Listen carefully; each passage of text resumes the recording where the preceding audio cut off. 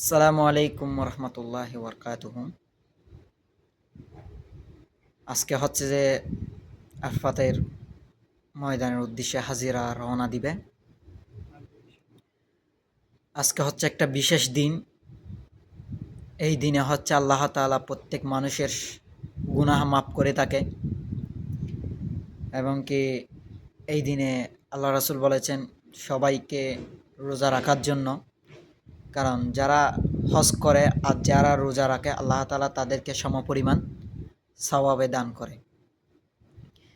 তো আল্লাহ তাআলা যেন আমাদেরকে তৌফিক দেয় আজকের রোজাটা রাখার জন্য, এবং হাজিদের উসিলায় যেন আল্লাহ তাআলা যেন আমাদের প্রত্যেকের সবার গুনাহ মাফ করে দেয়।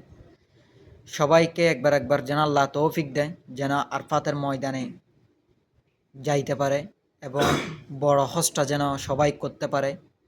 এই তৌফিকটা যেন প্রত্যেক মুসলিমদেরকে যেন আল্লাহ তাআলা তৌফিক দেয়।